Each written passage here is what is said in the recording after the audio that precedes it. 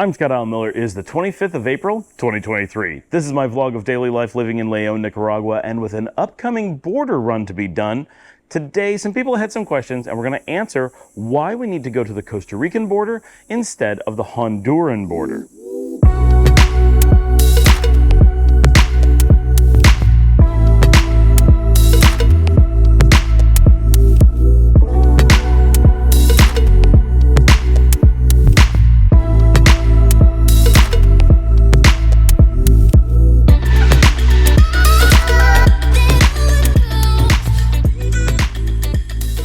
Okay, so this is a pretty confusing one if you haven't studied the area. We often talk about doing border runs, and everybody in Nicaragua talks about doing the border run to Costa Rica. You may think, well, Costa Rica is a super popular travel destination, so of course you want to go there. Well, that's why everyone does it. And Honduras has kind of a bad reputation, and that's why people avoid it. And to some degree, I'm sure that is true. But why we do border runs to Costa Rica is for a very different reason. So we're going to cover really quickly how border runs work, just real fast. We have a whole video that goes into details. I'm just going to cover the salient points here. I'm going to talk about what's known as the CA4 and border controls and border zones and how that works. Okay, so here in Nicaragua, in León, I live pretty close to Honduras, about 90 minutes away, and I live about 4.5 hours from Costa Rica. So it would make a lot of sense if I wanted to just cross a border to go to Honduras. That's kind of the basics in physics. I'm going to show some stuff on the screen here.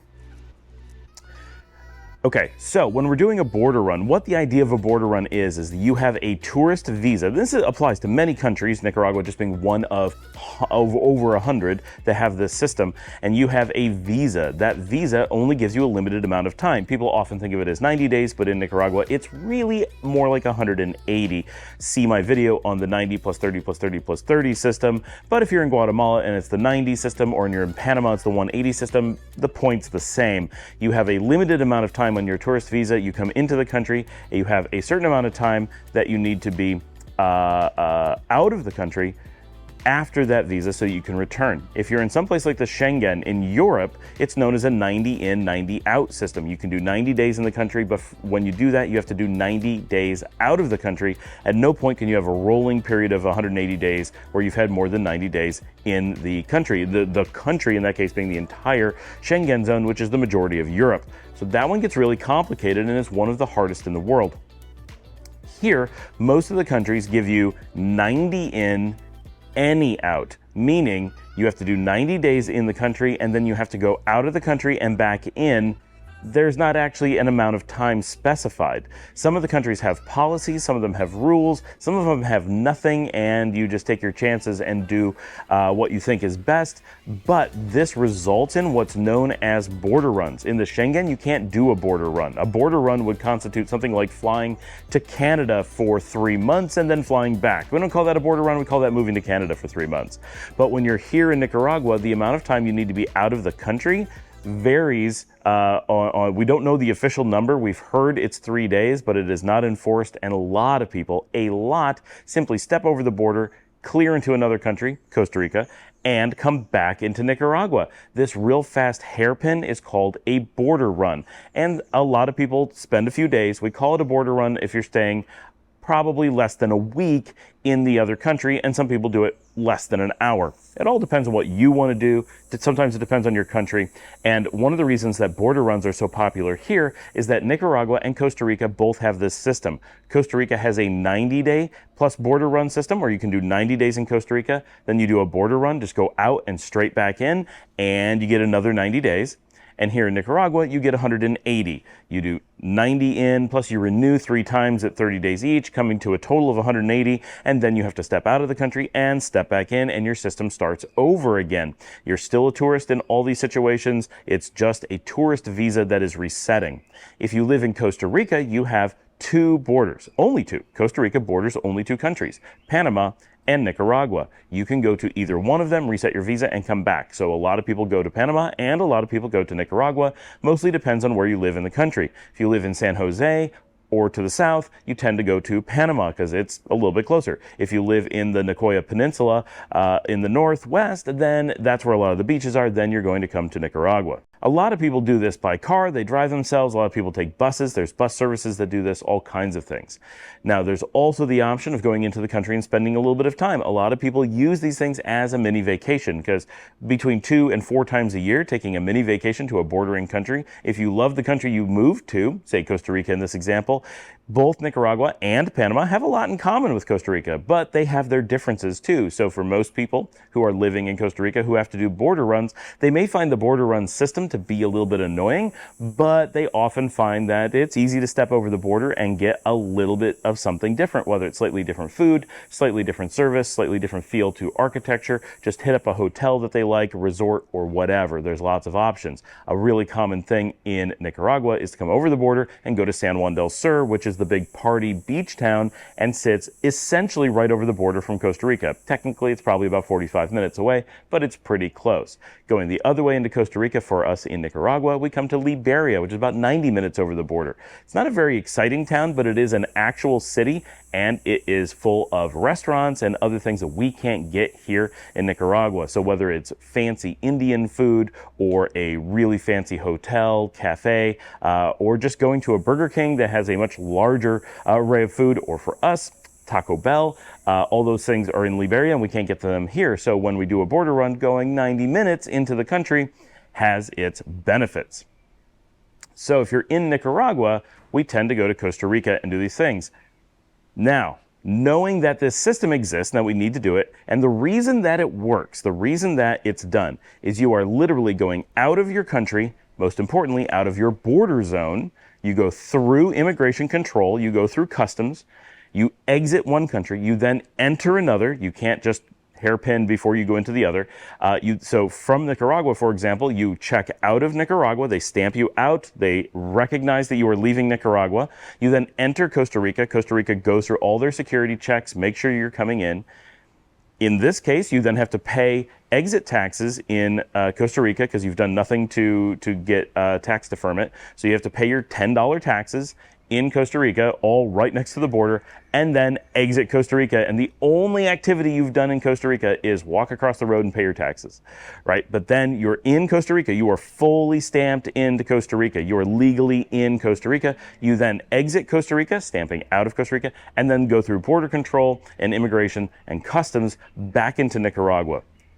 And just so you understand the logic behind the scenes of why countries do this, when you're in a country, say Costa Rica lets you stay for 90 days, when they check you into the country, they verify some things. They verify things like your bank accounts, your criminal record, and things like that, your passport validity and the amount of time that's left on it. They look at all those things and they feel confident allowing you to stay for 90 days. They say, well, he has $5,000, he'll survive. Maybe he's going to be starving by the end if he doesn't spend well, but he's not going to starve to death. And Costa Rica makes sure that you have an exit ticket. Nicaragua doesn't do this, but Costa Rica requires you have a bus or plane ticket out of the country so they know you can leave. If you run out of money and can't afford anything else, you can at least get on that bus or plane and go home, and you're someone else's problem, because Costa Rica would end up legitimately with tons and tons of retirees who thought it was going to be cheap. It ended up being not as expensive as where they're from,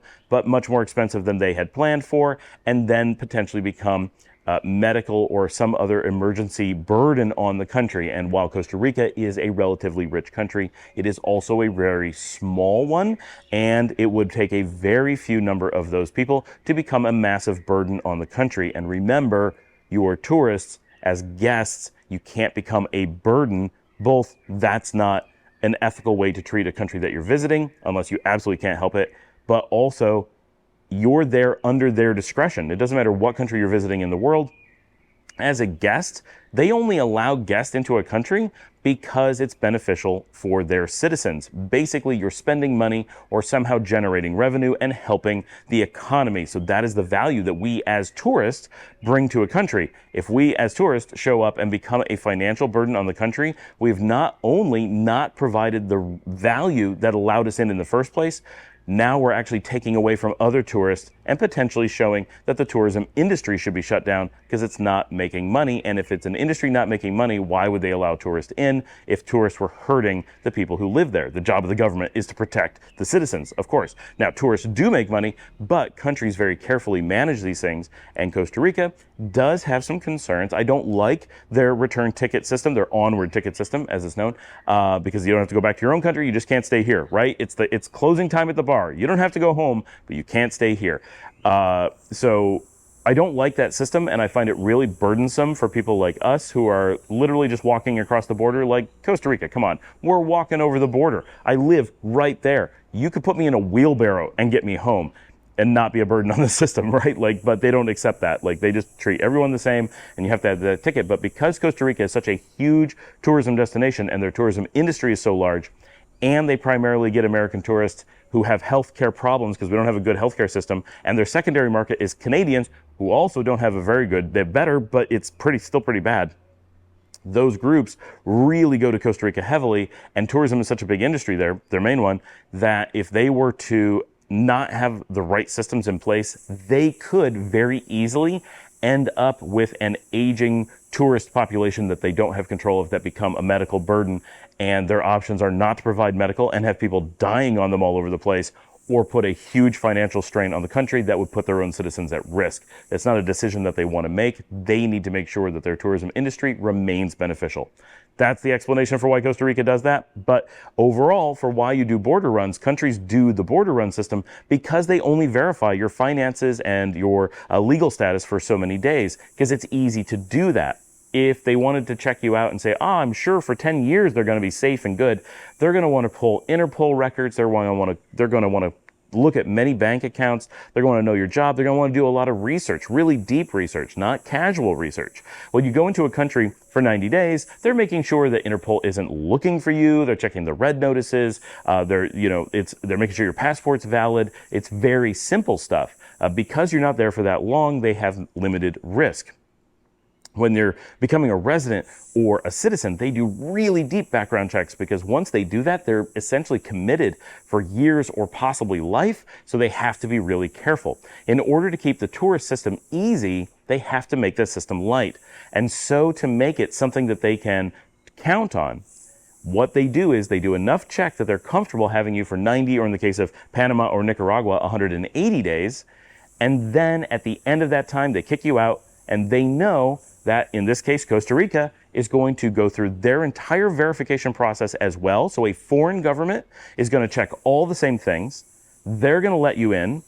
So they have a record saying, yeah, we were confident in them. And then when you come back, Nicaragua, in this case, has all that opportunity to run their checks again for the next 180 days. So they get an opportunity to be confident in you every 180 days, and they only need to do as thorough of a job as to make sure that you are not currently wanted, have not had a new criminal record pop up in the last 180 days, and that your finances have not been depleted in that time. Great. They don't care what your long-term prospects are. They don't care what's going to happen way out. They only care that you can make it during the time that you're in that country, and then once you leave, if you want to return, even if it's the next day, they'll just check you again. So that is why the system works the way that it does. That's a lot of stuff. That's why border runs happen. That's why they work. Now, we're going to save for tomorrow exactly why Honduras doesn't work. It's going to be really interesting, and we're going to cover a lot of stuff, but I don't want to make the video too long because you know how my videos are. I apologize. But so that is the mechanisms of a border run, and we are doing one this coming weekend. We're going to be heading to Costa Rica. We are doing, for the first time ever for us, the hairpin, where we literally step out and step back into the country. What we have always done in the past is we go on to a destination in Costa Rica. In some cases, it's been Liberia, because we wanted to use the amenities there, and generally the amenities include the airport, because it is a fantastic airport with great connections. Even now that Managua is operating, a lot of people are looking at Liberia as having a lot of options to get places that makes sense, right? If you're having problems, if you're coming from the southern U.S. and you have like Spirit and United that fly directly to Managua, nothing's going to beat that. Do that for sure. But if you're coming from like Canada or Europe, you may not have those connections that are good into Managua. And if you do, they may come through the United States, and a lot of people either can't go through the U.S. or really want to avoid it. And so if you are in that position and you're not coming from the U.S. initially, you may want to look at flying into Costa Rica because both of its airports are excellent, and Liberia specifically is very close to the border and is essentially the southern airport for Nicaragua. In reality, Liberia is like a shared airport for southern Nicaragua and northern Costa Rica. And then San Jose is for southern Costa Rica, and Managua is for central and northern Nicaragua. Technically, you can also fly into Tegucigalpa. It's very close to the border on the north side. It is a little bit less convenient due to the lack of public transportation and easy shuttle options, but it does have them. So it's worth looking into, and at some point I will do some research. I have done that flight before, but I did it with friends who picked me up and made it really easy. I've not had to do it with a shuttle, but I am familiar with a shuttle that goes there, so I need to do some research and see just what it would take to fly into Tegucigalpa and take transportation rather than a private car back to Nicaragua, because I think that'll be worthwhile for you guys to see what that's like. But we've either done that or we go to San Jose and make it a vacation, because it's a beautiful city and it's worth going to spend several days. So we make like a week trip out of it. We love getting the food and just going to the museums and seeing the city. It's a huge city, much more urbane than anything in Nicaragua. So it's a great getaway every once in a while. And for us, it ends up being about once a year, we think. That seems to be what the pattern's going to be. But this time, we need to do, the kids and I are literally stepping over the border. We're going through on foot with no transportation. We are being driven to the border, walking across, paying our taxes, and walking back in. So we're going to test. I know a lot of people do it, so I'm not concerned about it. But the hairpin turnaround where we spend the fewest minutes in Costa Rica possible, we're going to see how that works out, and we're going to report to you guys on Saturday about that. Remember, in real time, it has already happened. In video time, it comes out 1 week later. So when the time you're seeing this video, it will be the coming Saturday, but we will have done it the Saturday before. The time travel in vlogs on Google is mind-bending, like, right? It's really hard. So that is our plan. And then, for those who are keeping track of what's going on, Paul and Dominica are heading to Southeast Asia. So they're going to go through and do the same border run, but they're not doing the hairpin and coming back in. So they're not returning to Nicaragua anytime soon. They're heading to Liberia to catch a flight to LAX, and then from LAX to Manila, and from Manila to Bangkok. And they're going to be in Southeast Asia for the next 2 months. I'm going to have the kids here, and we're going to be doing a lot of exciting traveling around the country, I think. The kids are excited about doing road trips, and I'm excited about getting a lot of new content for you guys and getting a lot of time with the kids. So it's going to be a lot of fun. Also, at the time I'm recording this, all my new gear has arrived, including the new camera, which I've not used at all yet. So looking forward to doing some stuff with that and you guys being able to see it. But I have the new camera that I'm not telling you what it is yet. I have a new light for the GoPro. Pretty excited about this. And I'm actually going to stop the video for just a second. I'm going to turn it on. I'm going to test it in full daylight to see what it's like. But this is the actual GoPro light. It's not some third-party thing, so I don't need to show it to you. Actually, why don't I show it to you? We're going to do that. But this is the actual GoPro light. And I got lots of new batteries. I think 4 new GoPro batteries, a new GoPro charger, more SD cards, 5 batteries for the new camera, a replacement media kit, a new selfie stick, quite a bit of pretty minor things, and a lot of them are replacements for things that have worn out or broken, but it's going to be really good. We're going to have more filming opportunities and stuff, and this light is pretty cool, so we're going to show it right now. Okay, this thing is tiny. This is the GoPro official light, and it's got a little diffuser cap on it. I've never actually taken that off before, so it's just a little LED panel. And you just slip this, so you really never want to take the diffuser off, and it sticks on pretty well, but if I take it on and off all the time, I bet it doesn't. So we're going to keep it, and it's got 3 brightness settings, so I'm going to turn this on. It's ridiculous how bright it is. So remember, I'm in broad daylight in the tropics, right? You can see how bright this is. This is dim, medium, bright. Like that's something. Now I'm going to turn it around and see if I was to put it on the camera, see if we can balance it here instead of sticking it onto the hot shoe. Nope, it's not going to stay. It doesn't like me. There we go. There we go. Now I think you're actually getting more light on my face. You're definitely getting a reflection off my glasses, but it helps illuminate my face a little bit. I'm not planning on using this for going around and filming during the day. So we can do this and be like, oh, look at my face. Look at all that brightness. Oh my gosh. Yep. So this is really cool. I like this. I got it actually because it got me free shipping, and I'm like, okay, I will pay for that if it makes my shipping free, because it made it like half price. And I already had a discount because I'm a GoPro member. So yeah. wanted to try it out. I've wanted a light. It's so tiny, and you can just put it on the media kit. Obviously, lots of lights will just go on the media kit, but it was a really good price for me, and I've heard good things about the GoPro One, so I wanted to check it out, and I'm pretty excited about it. One of the things I plan to do with it, because it just goes onto the little housing, is it makes it much easier to take the GoPro with me to like a restaurant for dinner.